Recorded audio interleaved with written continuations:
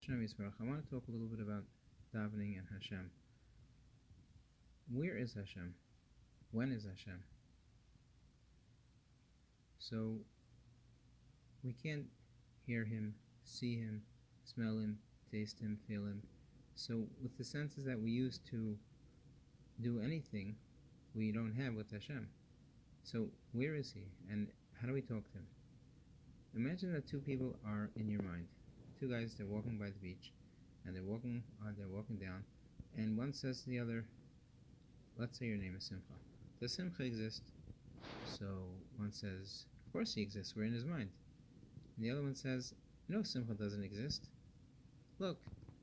And he digs a hole in the ground, he's not there. They go deep into the water, and they find all these different underwater things, and no, you're not there.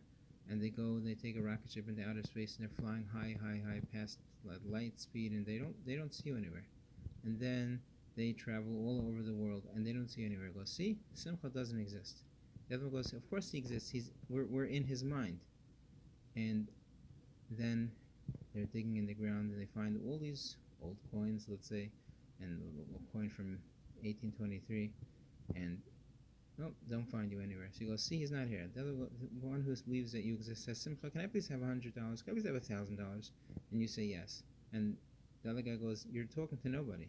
And he reaches into his pocket and he pulls out $1,000. And he says, thank you. And you say, you're welcome. So, where are you? Can these people ever come out of your mind and shake your hand? When they spoke to you, did you hear them with your ears? No, because your ears are outside. And he was speaking to you from inside your will. And inside your will, he was speaking. He didn't even have to speak with his mouth. He could have spoken with his thoughts. And you heard him not with your ears, but with your mind. Which means that you're not really hearing him with your ears. Your ears are what we hear with over here. But really, you're hearing with your mind. And when you told him you're welcome, when he told you thank you, that you didn't have to speak with your mouth either. And they could never see you. They can never come out of your mind or your will and come shake your hand. But if you want, you can get right behind the person. And you could get right behind his yarmulke and smell, wow, this guy needs a new yarmulke. He hasn't showered in a month. And if he turns around very quickly, he's just going to see just emptiness, empty air. And you could be right next to him, right behind him, in his mind, in front of him, in front of both of them, and they cannot see you at all. Where are you? So what you're doing is you are filling up every part of that existence. Because if you didn't be thinking about them right now, they would not be existing. Anything that they'll see, anything that they'll touch, anything that they'll think, anywhere that they'll go, no matter how far it is, they can keep on going and going and going and going. It's of no difference to you, because whatever they experience, they're only experiencing because you will it to be. That's how close you are to them. You're right there, but at the same time, you're memale. You fill up that whole, first, like I'm saying, you fill up that whole mindset. Anything that they're experiencing, you're memale that, you're filling it. At the same time, you're mesave of it. You're totally surrounding it. You're nowhere in it. So they could be experiencing you besides, not with their eyes, not with their mouth, not with their nose, not with their ears, not with their hands. They're not having any of their five senses, but they could love you with their heart. They could understand with their mind that you must exist. So there's another two senses they could be working with, their emotions, and they're only existing because you're thinking of them. And this coin that they picked up from 1823, how old is it? It's really from 1823, but only how old is it?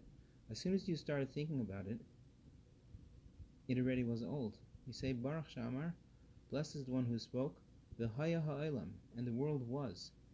Just like we do this in a dream, in a daydream, Hashem definitely does this, definitely could do this, I don't know. But it's not. If we can do this in our mind, we could start right away. We could think of a whole stadium full of people. Did we invite them all? No. But as soon as you start thinking, they're all there already, and they really are there. You could speak to any one of them in your mind if you want. Baruch Shem Hashem spoke, V'haya ha'olam. In fact, you might even say Yud, will, and then the second part of Hashem is Hayve, is. It will, and then it is. As soon as He wants it to be, it already is. But where is Hashem? We're taught Hashem's malad kol almin. Hashem surrounds everything. This is how I understand it. Hashem surrounds everything. He's not anywhere part of this, but at the same time, he's mimalit. He's mesayv of it in a way that he's totally surrounds of it. But at the same way, he's mimalit also. He makes everything that we'll ever experience. Our neshama, our soul, is a chelik elakamimal, a piece of Hashem. Whatever that means, that's a different discussion because there's machlek is what it means, and I can't really say I'm understanding it. But where is Hashem? So where are you when they're thinking about you? You're anywhere that they can experience, wherever you're willing them to think about, they're thinking. That you are there. So where is Hashem? Hashem is infinitely close to us. Hashem is inside our mind. He created all their hearts together. He understands their actions. I believe Ani Mamin said the Yisborach knows every action of every man, and all our thoughts also, because Hashem is, we are a piece in a way, whatever this means, of Hashem. And in fact, there's nowhere that we could go, because just like these people, could they ever leave our mind? Is there any place? There's no place that's empty of Him at all, because there's nowhere to go. Can those people go anywhere in your will that you're not? No, it's not possible, because they're in your will. So if Hashem, this is all Ritzonai, His will, then there's nowhere to go. We cannot think about Him, and if we speak to Him, does He hear us? How could He not? Does He gonna say yes or no? That's up to Him. That's up to your relationship. That's up to the situation. Could be up to us, but of course He heard you. You can't, just like those people talking. If they're talking, it's because you're allowing them to talk. So too, if we're talking, Hashem's allowing us to talk. Of course He hears us. So that's step one.